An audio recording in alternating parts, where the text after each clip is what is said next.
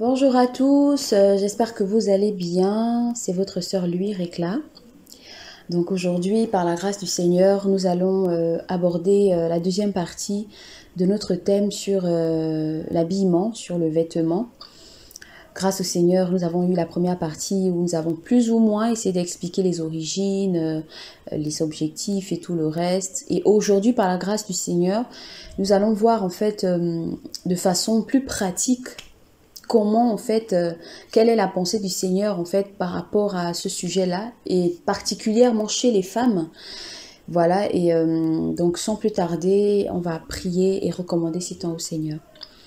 Adonai Père, nous voulons te bénir pour ces temps et nous te rendons grâce encore pour ton esprit qui nous conduit en toutes choses. Seigneur, nous te prions vraiment de venir encore nous instruire et de faire tomber les écailles de nos yeux. Dispose-nous à recevoir encore ta parole. Au nom de Jésus. Amen. Alléluia.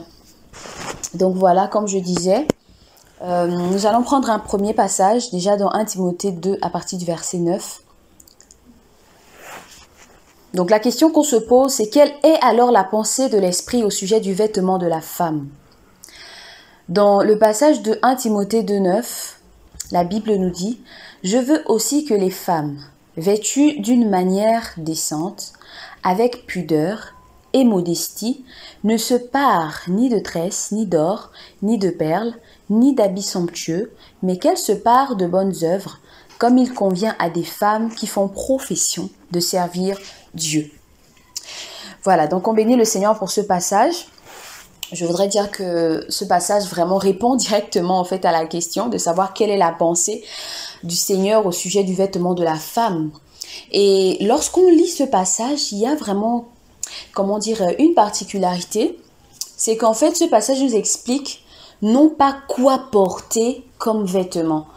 Dans ce passage de 1 Timothée 2, on ne nous dit pas, l'apôtre Paul ne dit pas aux femmes, aux sœurs, je veux que les femmes ou les sœurs portent que des robes, portent que des longues jupes, portent que des pantalons. Vraiment, on ne parle pas du type de vêtements. Mais la Bible met l'accent sur la manière, sur le comment se vêtir lorsque nous sommes une nouvelle créature. Parce que ce n'est pas le type de vêtement qui compte, mais c'est la manière de le porter ainsi que la motivation qui nous pousse à porter ce vêtement. C'est très important, bien-aimés. Et on peut expliquer cela parce qu'on sait que le Seigneur nous a créés, pour nous les femmes, il nous a créées toutes différentes. On n'a pas toutes la même morphologie corporelle, on n'a pas toutes la même taille, le même teint, les mêmes cheveux, la même couleur de cheveux et autres, le même type de peau. Nous sommes toutes particulières et toutes différentes et singulières. Et donc c'est important déjà de comprendre que la pensée de l'esprit ou la pensée du Seigneur concernant le vêtement de la femme ne se porte pas sur le type de vêtement. Et ça vient plus ou moins contredire un peu ce que certaines personnes disent, que la femme ne doit pas mettre le pantalon, la femme doit juste mettre la robe, la femme comme ci, comme ça. La Bible est claire, la Bible n'a jamais mentionné un type de vêtement qu'il faut porter, mais la Bible, dans ce passage, voilà, que nous avons pris, nous parle du comment, de la manière, de la façon de porter un vêtement. Parce qu'en fait, on constate que c'est pas tant le vêtement qui a un problème, parce que on peut prendre, je vais prendre un petit exemple. Une mini-jupe, c'est un vêtement.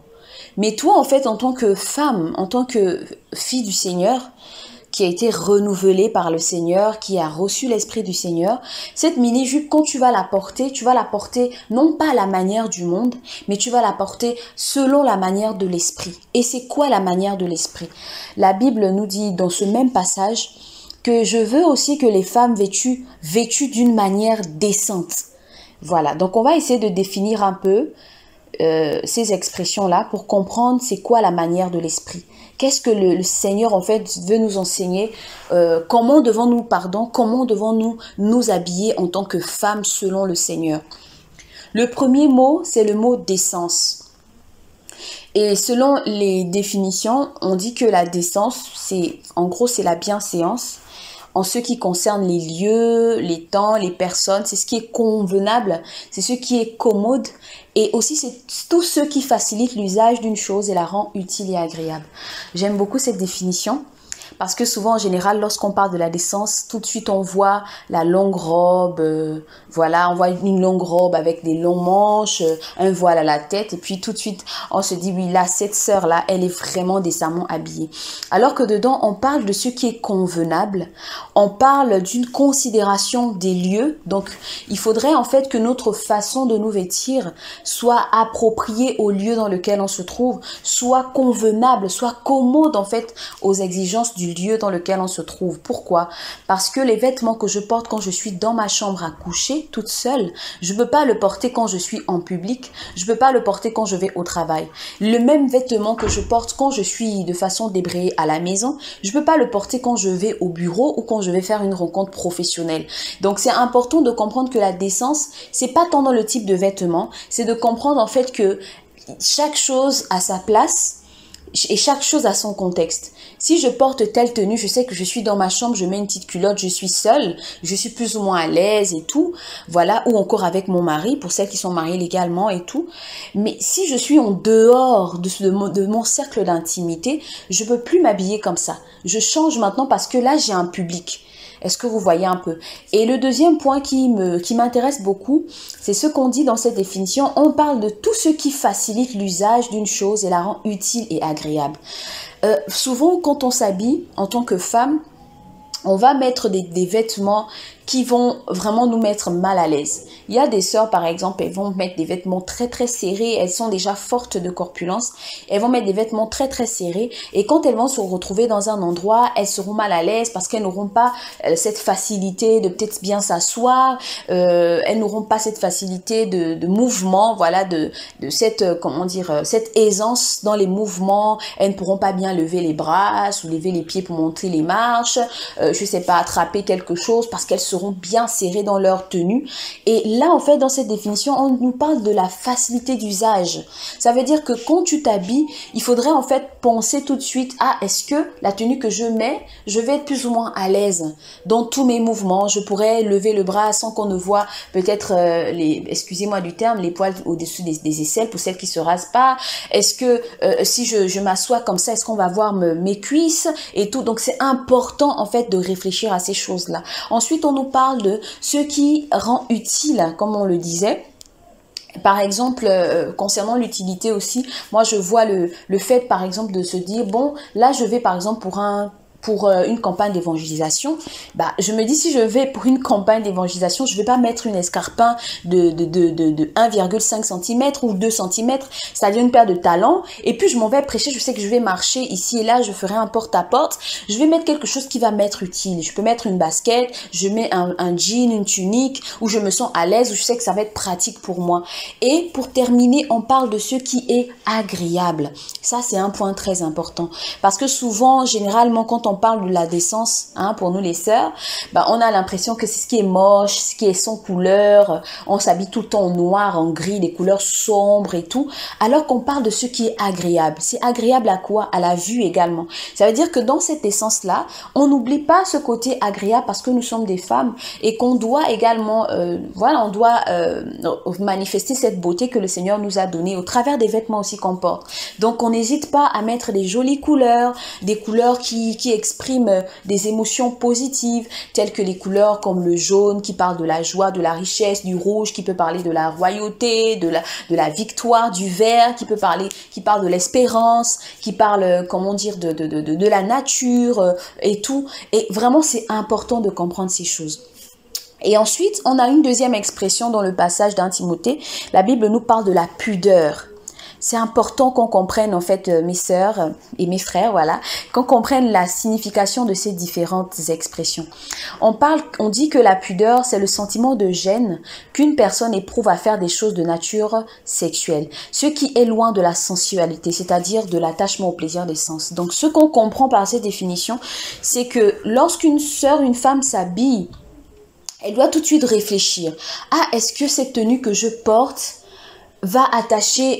comment dire, va attirer des regards, des regards sensuels sur moi. Tu portes un boubou qui dessine tes formes au point où tu sais que là, quand je vais passer, ça va pas passer inaperçu, les hommes vont me convoiter. Je mets une robe, je sais qu'elle est très très légère, elle est très fine et tout. Bah, je la porte et je sais que j'ai des formes assez généreuses. Bah, je sais que quand je vais marcher, forcément les hommes vont regarder. Et en fait, on se met dans un état de réflexion lorsqu'on porte un vêtement. Et la pudeur nous pousse à avoir une certaine gêne. Voilà, en tant que femme, on doit se gêner de pouvoir voir nos parties du corps être exposées à tous. Parfois, vous pouvez même être exposé à des hommes pervers qui vont vous insulter, qui peuvent vous toucher, vous frapper et tout, qui peuvent même abuser de vous. Et donc, lorsqu'une sœur, une fille selon le Seigneur, une femme selon le Seigneur s'habille, elle doit penser à la pudeur. Est-ce que le vêtement que je porte, il laisse aucune trace de sensualité? Il ne va pas être une occasion de chute pour une personne, peut-être un frère qui est faible et tout le reste. Et c'est très très important, mes sœurs. Ça, c'est dans le vêtement, mais même aussi dans la façon de se maquiller, tout ça. C'est important de se dire, ah, quand je fais, je soigne mon apparence, que ça soit par le vêtement ou par le maquillage, ben, je dois faire attention que ce ne soit pas trop sensuel. Parce que quand on parle de sensualité, on fait allusion au désir, au plaisir des sens, en fait. Voilà, les yeux et ensuite le corps et tout. Et donc, c'est important, en fait, de veiller sur ça. On a une troisième expression, c'est la modestie. Donc, c'est quoi la modestie? On dit que la modestie, c'est le fait d'être modéré, d'être humble, de ne pas faire d'excès, d'avoir de la retenue dans la façon de se comporter. Et ça aussi, c'est un point qui est très important. Parce que souvent, on voit aujourd'hui, en fait, des chrétiennes qui sont excessives dans tout ce qu'elles font. Et qui disent en fait, voilà, je suis chrétienne, mais ça veut pas dire que je dois être moche et tout. Le Seigneur est vraiment équilibré et sa parole est équilibrée. C'est-à-dire que le Seigneur ne voudrait pas qu'en tant que femme, on se relâche, on se néglige, on devienne toute moche et tout, on sente pas bon. Bah, le Seigneur ne veut pas aussi qu'on puisse être excessive dans ce qui est soin et tout, au point où on ne vit que pour ça, on ne pense qu'à ça, on ne met l'accent que sur ça. Le Seigneur est équilibré. C'est la raison pour laquelle l'Esprit, au travers de la parole, nous parle de la modestie. On dit que c'est le fait d'être modéré, c'est-à-dire d'être équilibré. Quand tu sais que tu vas acheter une tenue, ma soeur, sois équilibrée. Ne va pas forcément chercher la tenue que la première dame de ton pays a achetée. Ne va pas forcément chercher la tenue que telle autre star a achetée pour essayer de montrer vraiment que tu as de la valeur. Déjà que ta valeur, c'est pas le vêtement. Voilà pourquoi le Seigneur parle de la modestie. Vous savez, nous sommes enfants du Seigneur et la Bible nous demande de veiller les uns sur les autres, de ne pas être des pierres d'achoppement. Si tu es une fille, une sœur ou une fille, voilà, qui a beaucoup de moyens, et à qui le Seigneur vraiment a fait grâce financièrement, tu as beaucoup de moyens et tout, tu vis dans un pays vraiment où tu as une aisance sociale. Il faut vraiment veiller, même dans ta façon de te vêtir, pour ne pas être une pierre d'achoppement pour d'autres sœurs. Tu peux arriver en assemblée, tu vas porter une chaussure qui coûte très cher, une tenue vraiment qu'on ne trouve pas n'importe où, une tenue qu'on ne trouve que dans les magasins de luxe, de renommée et tout. Et quand tu vas arriver en assemblée, les personnes qui savent vont se sentir complexées. Elles vont se sentir très complexées. D'autres vont commencer à convoiter ta chaussure, convoiter ta robe, ton sac Chanel ou je sais pas trop quoi. Et c'est important. La Bible nous demande d'être modeste. C'est pas tant pour se dépouiller à fond au point de ne rien avoir, mais c'est de pouvoir être équilibré pour également veiller sur les autres. C'est-à-dire qu'il y a ta satisfaction personnelle, le fait que tu peux porter ce que tu veux, mais tu dois également être modéré. Tu te dis, bon, là, je vais en assemblée, même si j'ai ce sac Chanel, je veille sur mes sœurs. Je sais qu'il y a des sœurs qui traversent des temps difficiles financièrement. J'ai pas envie de venir et présenter mon sac Chanel et dire, ah, vraiment, j'ai pris ce sac à 500 000 ou à 1000 euros quelque part. Non, le Seigneur veut vraiment qu'on veille toujours, non seulement sur nous-mêmes, mais on veille également sur les autres. Amen. Et donc, la dernière expression, la Bible parle également que les femmes, selon le Seigneur, doivent se revêtir ou s'habiller des bonnes œuvres. Qu'est-ce que ça veut dire au juste? En fait, les bonnes œuvres, ce sont les actions que nous devons pratiquer en faisant le bien à notre prochain, en témoignant de l'amour du Seigneur et en vivant par le Saint-Esprit. Et ça, c'est, j'ai envie de dire, c'est la cerise sur le gâteau. Ça veut dire on a beau avoir une apparence décente, modeste et tout, mais si nos actions, si nos comportements, si l'état de nos âmes sont remplis de haine, de méchanceté, de jalousie et tout cela, en fait, ça ne sert à rien. Nos vêtements n'ont aucune valeur. Notre décence ou notre pudeur n'ont aucune valeur. Le Seigneur tient vraiment à ce que les femmes, non seulement qu'elles s'habillent décemment, modestement ou de façon pudique, mais qu'elles aient également un fond qui est pur, qu'elles aient des bonnes œuvres, qu'elles pratiquent les bonnes œuvres. Donc mes sœurs, vraiment voici, ce sont les caractéristiques qui doivent nous animer quand nous nous habillons, peu importe le vêtement, et je dis bien peu importe le vêtement, parce que comme on l'a dit au début, le Seigneur n'a pas mis l'accent sur le vêtement, mais il met l'accent sur la manière, et on vient de le voir. Donc tu peux acheter une mini-jupe, une petite jupe, tu l'achètes, je vais essayer d'illustrer ça. Tu achètes cette petite jupe et ensuite tu réfléchis, tu te dis, bon, ce qui est sûr, cette petite jupe, je peux la mettre quand je suis dans ma chambre seule parce que je suis à l'aise.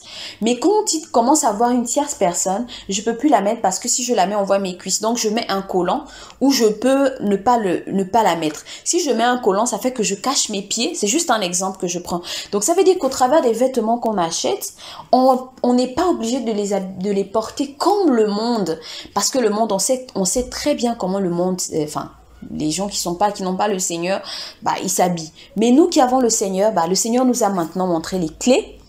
Nous avons toutes les clés pour pouvoir bien nous habiller, pour pouvoir bien représenter le royaume et vraiment que le Seigneur soit béni. Donc, nous allons également apporter quelques alternatives parce que vous savez, la question du vestimentaire, c'est une question très délicate. Elle fait couler beaucoup d'encre et de salive dans les assemblées. Parfois, il y en a qui sont blessés, qui parfois repartent frustrés. Beaucoup sont bloqués, beaucoup sont, je sais pas, vraiment il y a tout au travers de ce thème. Et le Seigneur, en fait, me mettait à cœur aussi, il me parlait de quelques alternatives. Parfois, c'est important de présenter les alternatives, de dire aux gens que oui, ça, c'est pas bon, mais voici comment tu peux faire. Bon, ça, c'est pas bon, tu dois changer et voici quelques solutions.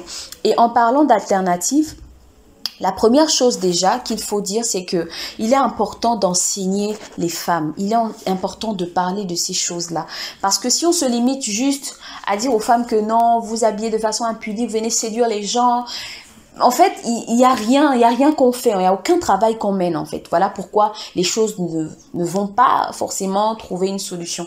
Mais le Seigneur nous dit dans Proverbe 6, 23, il est écrit, le commandement est une lampe et l'enseignement est une lumière. Il nous arrive souvent, comme je le disais, que lorsque nous voyons arriver par exemple en assemblée une sœur, ou bien voilà une sœur qui est mal vêtue, tout de suite on fonce sur cette sœur-là. Et on lui dit, voilà, il faut t'habiller décemment et tout. Ou encore, dans certaines assemblées, on te met directement un pagne autour. Vraiment, parfois, c'est frustrant. Tu arrives vraiment parce que tu veux écouter la parole et puis tu vois comment deux personnes t'attrapent. On te met le pagne tout autour du corps. Et puis, franchement, c'est vraiment, ce sont des choses vraiment très délicates. Et là, le Seigneur nous fait comprendre qu'il est important d'enseigner. Il est important d'enseigner, en fait. Parce que lorsqu'on n'enseigne pas et qu'on passe juste le temps à reprimander, à juger. En fait, cela va pousser les sœurs à bien s'habiller seulement quand elles sont en assemblée. Il y a des femmes comme ça, moi j'en ai connu, j'en ai vu. Quand elles sont en assemblée, elles sont pudiques, elles sont vraiment modestes, elles ont des longues robes et tout. Mais quand elles sortent en fait de la circonférence, du périmètre même de l'assemblée, de l'église, et qu'elles sont soit dans leur famille, dans leur quartier, elles se lâchent, elles s'habillent comme des inconvertis. Et le Seigneur pouvait me faire comprendre que ça, c'est parce qu'on n'enseigne pas. C'est parce qu'on n'enseigne pas en fait. Parce que l'enseignement, comme le dit le passage, que le commandement, dans notre cas, le commandement c'est « il faut s'habiller décemment ». Il faut s'habiller décemment. Habille-toi décemment. Ton corps est le temple du Saint-Esprit. Ça, c'est le commandement. Quand une nouvelle convertie entend juste ça, elle va comprendre que, ok, je m'habille décemment ici. Mais l'enseignement, en fait, pour tout dire, le commandement permet d'être éclairé sur un seul aspect. Alors que l'enseignement, lui, nous emmène plus loin. La Bible dit que le commandement est une lampe. La lampe, quand on prend une lampe sur nous, on va pas voir tout notre corps. La lampe te permet de regarder bien ton pied, de voir ce que tu as au pied, ou bien ta main, ou ton visage, voilà. Mais la lumière, bien aimé, la lumière éclaire tout. Ça veut dire que lorsque tu es dans la lumière, tu peux facilement tout voir. Et donc, si nous, on prend le temps d'enseigner les femmes par rapport à ces choses, elles vont comprendre l'importance de bien s'habiller en tant que fille du Seigneur, en tant que femme selon le Seigneur. Elles vont comprendre l'intérêt de vivre leur nouvelle nature, leur nouvelle identité. Et ça, c'est plus qu'important, bien aimé. Donc voilà, on a parlé de l'enseignement. Ensuite, on a également une autre alternative, c'est celle de montrer des exemples de vêtements. Vous savez, le Seigneur a créé des dons, des talents, il nous a tout donné en fait. Et c'est une méthode qui enseigne aussi, très importante, qui enseigne. Parce qu'en fait, il y a des sœurs, il y a des femmes, voilà, par la grâce du Seigneur, qui ont reçu ce talent-là, qui ont du goût, par exemple, pour les styles, les vêtements, pour les modèles de vêtements de femmes et autres. Ces sœurs-là pourront présenter, peut-être durant des journées spéciales, présenter, par exemple, les tenues que le Seigneur leur a inspirées à créer, des vêtements qu'elles ont, des nouveaux modèles. Et ça va inspirer les femmes, ça va faire naître dans leur cœur des désirs qui seront purs. Au lieu d'aller regarder des stylistes inconvertis, qui ont une influence parfois vraiment pas très bien, et vous allez avoir en fait par la grâce du Seigneur, hein, si ces sœurs-là vraiment mettent en place ces choses, elles pourront être encouragées, motivées à pouvoir acheter de vêtements décents, des robes décentes, des pantalons décents et tout, et ça c'est important, bien aimé. Donc, c'est possible, en fait, de tout faire pour encourager les sœurs à bien s'habiller. Pas juste limiter à dire, ne vous habillez pas comme ça, fuyez l'impudicité, mais de mettre également des alternatives en place. Et vraiment, c'est important de voir combien le monde nous influence de toute forme de mode, des styles pervers et séducteurs. Mais nous qui avons l'Esprit du Seigneur, nous pouvons également créer des vêtements, créer des styles, des modèles de vêtements de femmes qui sont décents et pudiques. Ça, c'était la deuxième alternative. Ensuite, on a la troisième alternative, c'est celle d'organiser des distributions ou des brocantes de vêtements. Ça, c'est important. Parce que souvent dans nos assemblées, on se limite juste à parler, mais on ne prend pas aussi la peine d'apporter notre soutien à ces personnes. Il y a des sœurs, en fait, qui ont fait le témoignage qu'au début de leur conversion, lorsqu'elles venaient en assemblée, les frères et les sœurs les jugeaient sur leur accoutrement. Alors qu'en fait, au fond, ces sœurs étaient réellement converties. Et en plus de cela, elles avaient des difficultés, en fait, à se trouver d'autres vêtements. Donc, vous voyez que l'attitude des frères pouvait repousser la sœur. Mais à ce moment-là, il y avait des personnes aussi que le Seigneur avait enseigné certainement déjà, qui avaient compris qu'en fait, le plus important, c'est pas de dire à la personne que tu t'habilles mal, tu viens pour séduire. Non, c'est de côtoyer la personne et de savoir si la personne a un besoin. Ensuite, de lui apporter le besoin, d'apporter justement quelque chose à son besoin, si c'est un besoin vestimentaire ou un besoin financier. Ou encore, lorsqu'il y a des distributions ou des brocantes, justement de permettre à ces nouvelles converties-là de pouvoir avoir des vêtements et des tenues décentes. Et c'est très important, bien aimé. Au lieu de s'arrêter juste à juger, à condamner, à traiter cette sœur de sirène des eaux et autres, de séductrice, le Seigneur nous propose aussi de mettre des alternatives pour pouvoir gagner davantage des sœurs. Et le dernier point par rapport aux alternatives, c'est prier et conseiller avec amour. Bien aimé, on en a vraiment besoin parce que le Seigneur ne veut perdre aucune âme. Lorsqu'une âme vient au Seigneur, la Bible parle d'une fête. Vous imaginez qu'une seule personne se convertisse, tout le ciel est en fête. Et puis nous, on va faire en sorte que cette personne reparte dans le monde. Non, bien aimé, le Seigneur veut qu'on gagne davantage les âmes. Et vraiment, comme je le disais, par-dessus tout, nous devons prier pour ces sœurs. Même s'il y a une sœur qui est peut-être récalcitrante, on doit prier pour elle, pour que le Seigneur se révèle à elle. On doit conseiller ces sœurs, conseiller ces femmes avec amour, avec beaucoup d'humilité. Et être patiente également. Voilà, que le Seigneur soit béni. Et donc, pour terminer cette deuxième partie, je vais partager également quelques petites astuces, voilà, pour aider les sœurs à pouvoir bien s'habiller. C'est des astuces un peu connues, voilà, mais ça va également nous aider. Déjà, ce qu'il faut comprendre au-delà de tout, c'est que pour bien s'habiller, il faut déjà avoir le comment, comme on l'a vu, hein, les éléments, notamment la décence, la pudeur, la modestie et les bonnes œuvres. Et ajouter à cela, pour qu'une femme sache comment s'habiller, il faut qu'elle doit connaître en fait sa morphologie physique. L'une des choses importantes que le Seigneur m'a emmené à réaliser, c'est que chaque femme est différente. Voilà, comme je le disais tantôt. Et c'est important en fait. Aujourd'hui, le monde nous fait croire que il y a qu'un seul modèle. Voilà, il y a qu'un modèle de femme. Et ces femmes-là, voilà, elles ont une silhouette assez particulière. Voilà. Donc l'esprit du monde qui est sous la domination du diable pousse les hommes et les femmes à la convoitise, à la séduction, en faisant croire qu'il y a des silhouettes idéales, des corps de rêve, tout ceci dans le but d'empêcher les gens de s'apprécier tels qu'ils ont été créés par Elohim. Ça veut dire que le monde nous pousse à nous dénigrer et à vouloir rejeter ce que le Seigneur a fait de nous.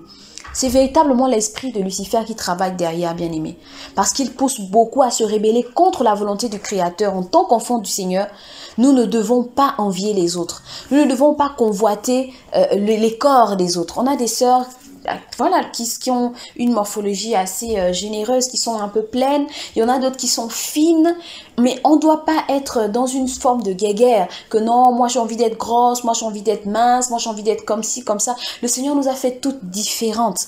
On peut être belle, présentable, refléter le royaume, bien se vêtir avec le corps que le Seigneur nous a donné, tout en se sentant bien dans notre peau. C'est possible. Et ça passe par la connaissance de sa morphologie en tant que femme. Donc, vous savez, il y a plusieurs types de morphologie. Moi, je vais en citer 5 particulièrement. On a le type de morphologie féminine qui est V. Voilà, on a le type A, donc les V, c'est celles qui ont plus ou moins les corps sportifs et tout, voilà, et ensuite on a les corps, les morphologies A, les morphologies O, les morphologies 8 et H. Donc je laisserai le soin aux sœurs d'aller faire quelques recherches. Et aussi, ce que je veux dire pour terminer, c'est que le fait de savoir quelle est sa morphologie, ça va nous aider à pouvoir adapter le style de vêtements. Par exemple, si tu as une morphologie H, sache que tu es passe-partout. Ça veut dire que tu peux mettre tout type de vêtements. Mais si tu as une morphologie V, c'est pas tout type de vêtements que tu dois porter. Voilà, il y a un style qui s'adapte également avec ce style de morphologie. Si tu as une morphologie A aussi, il y a aussi un autre style vestimentaire. Donc tout ça, c'est important. C'est vraiment de joindre l'utile à l'agréable. Ça va nous permettre davantage d'être épanouis. Parce que le but de ce partage n'est pas juste de dire les femmes vous habillez comme ça, faites comme s'il faut porter les robes, ne portez plus les pantalons. Non. Le Seigneur ne veut pas qu'on puisse être frustré d'être chrétien. Au contraire, il veut qu'on s'épanouisse dans notre marche avec lui. Il veut qu'on s'épanouisse. On dit bien la vie chrétienne. Ça veut dire qu'il y a une vie, il y a une culture. Et c'est notre devoir en tant que messagère également de présenter comment le Seigneur voit le vêtement, comment le Seigneur... comment on doit s'habiller selon le Seigneur. Donc voilà, j'ai terminé. Et je bénis le Seigneur vraiment pour ces temps de partage. Je crois qu'on a été édifiés, moi encore une fois de plus.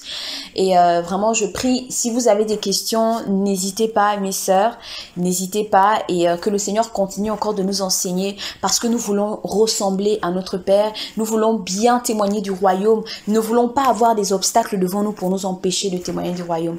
À Yeshua toute la gloire. Amen.